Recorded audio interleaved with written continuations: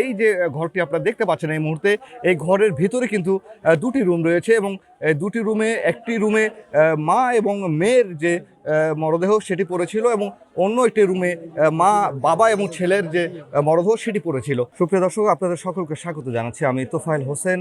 এই মুহূর্তে আমি রয়েছি রাজশাহীর পবা উপজেলার পারিলা ইউনিয়নের বামনশিখর এলাকাতে। সেখানে যে মর্মান্তিক যে ঘটনা, সেই ঘটনা আজকে সকাল থেকে এই এলাকার যে বাতাস সেটি কিন্তু ভারী করে তুলেছে। একদম মর্মান্তিক যে ঘটনাটি, যেটি আপনাদেরকে পরিচয় করে দিতে চাই আজকের এই ঘটনার সঙ্গে, যে একই পরিবারের 4 জনের যে আত্মহনন সেটি কিন্তু আমরা লক্ষ্য করেছি সকাল থেকে। এখানকার উৎসুক যে মানুষ তারা এখানে জড়ো হয়েছে এই বাড়ির সামনে, এই মাটির বাড়ির সামনে। আমরা ঘটনাটা যদি একটু আপনাদের জানিয়ে রাখতে চাই, সেটি হচ্ছে যে আজকে সকালবেলা এই প্রতিবেশী তারা জানতে পারে যে এই ঘরে যে যারা বসবাস করেন তারা ঘুম থেকে উঠছে না। তখন তারা এই ঘরের দরজা নক করতে থাকে এবং এক পর্যায়ে তারা উপরের যে জানালার যে উপরে যে ফাঁকা অংশটি রয়েছে সেই ফাঁকা অংশতে তারা দেখতে পায় যে এখানে 4 জন, অর্থাৎ স্বামী, স্ত্রী এবং 2টি শিশু সন্তান, তাদের যে আত্মহননের যে ঘটনাটি সেটি এখানে ঘটেছে। এবং সাথে সাথে এই খবরটি চারিদিকে ছড়িয়ে পড়ে এবং ছড়িয়ে পড়ার এক পর্যায়ে আইনশৃঙ্খলা রক্ষাকারী বাহিনীর সদস্য যারা রয়েছেন তারা কিন্তু এখানে ছুটে আসেন। পাশাপাশি গণমাধ্যম কর্মীরা রয়েছে এখানে, তারা সংবাদ সংগ্রহের জন্য এসেছেন। আমরা যেটি জানতে পেরেছি, এখানে এসে এলাকাবাসীর সঙ্গে কথা বলে এবং আইনশৃঙ্খলা রক্ষাকারী বাহিনীর সদস্যদের সঙ্গে কথা বলে যেটি আমরা জানতে পেরেছি যে মিনারুল ইসলাম নামে যিনি আত্মহননের যার ঘটনাটি ঘটেছে, তিনি কিন্তু মারা যাওয়ার আগে তিনি একটি চিরকুট লিখে গেছেন এবং সেই চিরকুটে যে কথাটি উঠে এসেছে সেটি তারা বলছেন যে তিনি ঋণগ্রস্ত ছিলেন এবং ঋণের বোঝা বইতে না পেরে এক পর্যায়ে তিনি এই আত্মহননের যে পথ সেটি তিনি বেছে নিয়েছিলেন। এবং আপনারা এই মুহূর্তে দেখতে পাচ্ছেন যে এই মুহূর্তে প্রতিবেশী যারা রয়েছেন তারা তো এখানে রয়েছেনই, পাশাপাশি আইনশৃঙ্খলা রক্ষাকারী বাহিনীর সদস্য যারা রয়েছেন, বিশেষ করে সিআইডি যে ক্রাইম সিনের যে সদস্য তারা এখানে এসেছেন। তারা এই মরদেহের যে ময়না তদন্ত বা সুরতহাল রিপোর্ট সেটি তারা তৈরি করছেন। আমরা একটু ভিতর থেকে আপনাদের একটু দেখানোর চেষ্টা করি। ঠিক এই বাড়ির ভিতরেই আসলে এই ঘটনাটি ঘটেছে এবং মিনারুল এবং তার যে স্ত্রী রয়েছেন, তার 2টি যে শিশু সন্তান, তারা 4 জনই কিন্তু মৃত্যুবরণ করেছেন। এবং আমরা এখানে যে দেখতে পাচ্ছি তার স্বজনরা এখানে রয়েছেন এবং পাশাপাশি অন্যান্য বাহিনীর যে সদস্য তারাও কিন্তু এখানে রয়েছেন।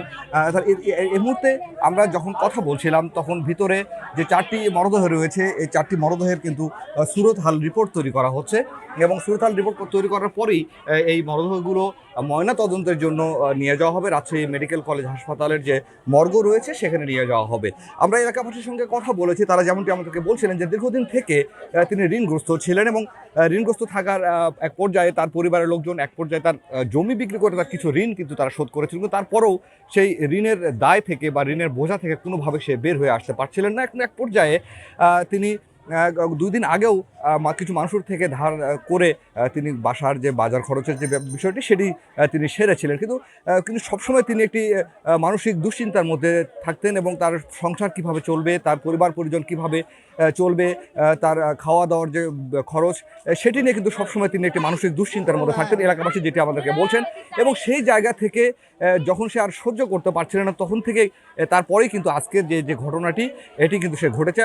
সবার ধারণা যে সকালের কোনো একটি সময় এই ঘটনাটি তিনি ঘটিয়েছেন এবং তার পরবর্তীতে মানুষ এটি জানাজানি হয়েছে। আমরা আইনশৃঙ্খলা রক্ষাকারী বাহিনীর সঙ্গে কথা বলেছিলাম, বিশেষ করে এটি মতিহার থানার অন্তর্গত এবং মতিহার থানার যিনি ওসি রয়েছেন, অফিসার ইনচার্জ আব্দুল মালেক, তার সঙ্গে আমার কথা হচ্ছিল। তিনি যেমনটি আমাকে বলছিলেন যে এটি তারা প্রাথমিকভাবে যেটি ধারণা করছেন যে এটি ঋণের বোঝা বইতে না পেরেই মূলত তিনি এই আত্মহননের পথ যেটি সেটি তিনি বেছে নিয়েছেন এবং প্রাথমিকভাবে তারা এটি ধারণা করছেন। তারপর তিনি যেটি বলছেন যে এটি ময়নাতদন্তের পর আসল যে রহস্য বা আসল যে কারণ সেটি তিনি বলতে পারবেন। পাশাপাশি আমরা এখানে দেখতে পেরেছি যে সিআইডি যে ক্রাইম সিনের যে সদস্য যারা রয়েছেন তারা ইতিমধ্যে এই যে ঘরটি আপনারা দেখতে পাচ্ছেন এই মুহূর্তে, এই ঘরের ভিতরে কিন্তু 2টি রুম রয়েছে এবং 2টি রুমে একটি রুমে মা এবং মেয়ের যে মরদেহ সেটি পড়েছিল এবং অন্য একটি রুমে মা, বাবা এবং ছেলের যে মরদেহ সেটি পড়েছিল এবং সেটি তারা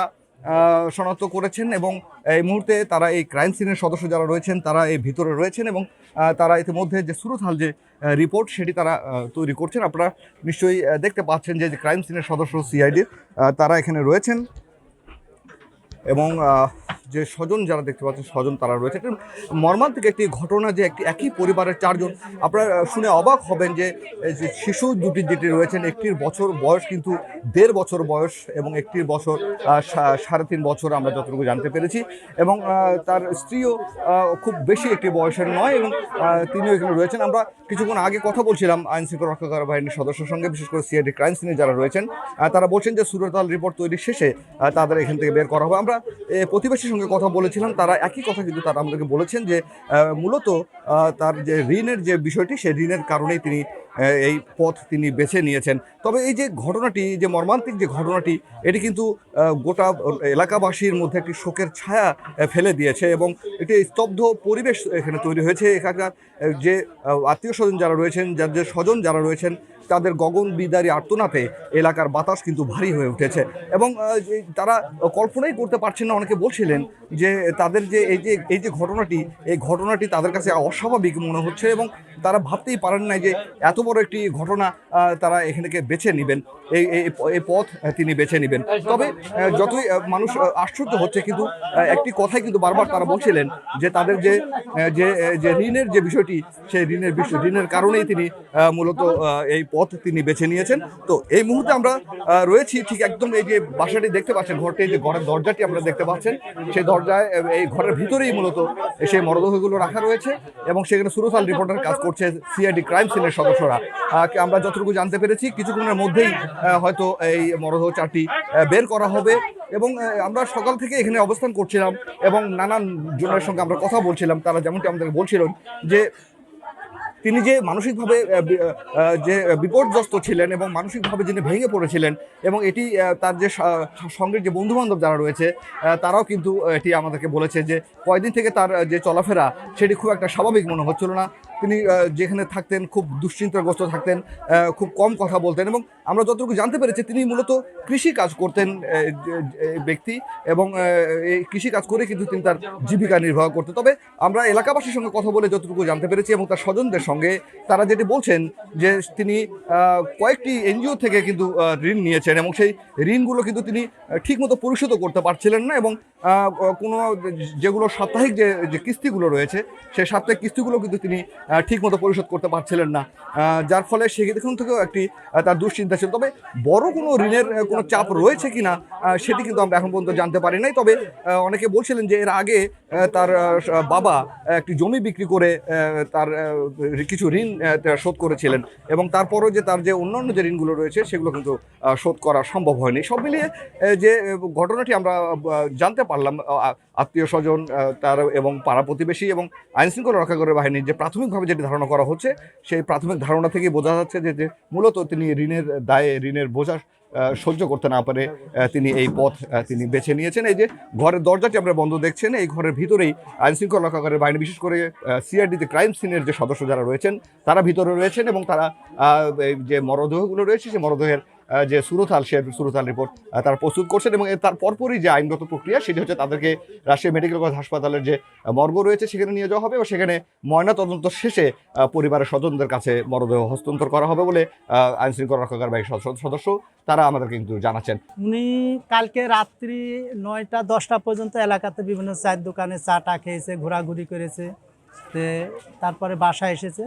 আসার পরে আপনার ওর আগে থেকে ঋণ ছিল, ধার দেনা ছিল, কিস্তি ছিল, কিস্তির লোকজনে চাপ দেয় বিভিন্ন টাকার জন্যে।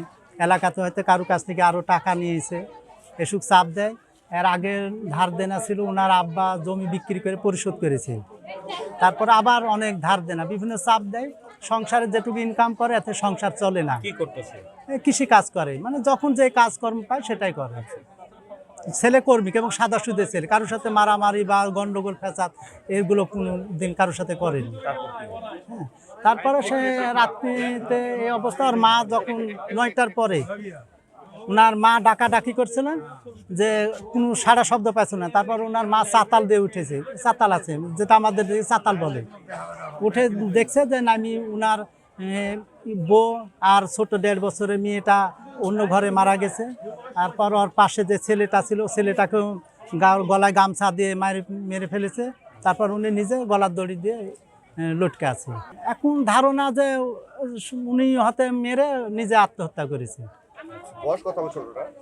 ছেলেটার বয়স 11 বছর আর মেয়েটা 1.5 বছর। আর উনার বয়স কত হবে, ওতে 24-25 এরকম হবে। ওয়াইফের বয়স কত? ওয়াইফের বয়স সঠিক জানা না, তো ধারণা ওর সমবয়সী হবে। আচ্ছা, আপনারা ধারণা করছেন যে এই ঋণের টাকার জন্যই সে আত্মহত্যা হ্যাঁ, বিভিন্ন কিস্তি আর আছে, এটাই আমরা বলছি। তাছাড়া অন্য গন্ডগোল ফ্যাসাদ নাই কারোর সাথে। করে? কয়টার সময় জানতে পারলেন? আমরা বেলা 9টার পরে জানতে পেরেছি। মা জানতে পারছে। হ্যাঁ, ওর মা আগে জেনেছে, যে ওর মা চিল্লাচিল্লি করেছে, চারিদিক থেকে মানুষজন ছুটাছুটি করে আসছে, আমরাও আসলাম, আসি দেখলাম এই অবস্থা। সবকিছু মিলে এই ছিল এখনকার এই পর্যন্ত পরিস্থিতি। এবং সকাল থেকেই আপনারা নিশ্চয়ই দেখতে পাচ্ছেন যে এই পাড়া প্রতিবেশী এবং আত্মীয় স্বজন যারা রয়েছেন তারা এখানে অবস্থান করছেন, এবং কিছুক্ষণের মধ্যেই যে মরদেহটি এখান থেকে বের করা হবে, তারপরে যে অন্যান্য যে আইনগত প্রক্রিয়া সেটি সম্পন্ন করা হবে। তো এই ছিল এখনকার মতো এই রাজশাহীর পারেলা ইউনিয়নের এই যে ঘটনাস্থল, সেই ঘটনাস্থলের সর্বশেষ খবর।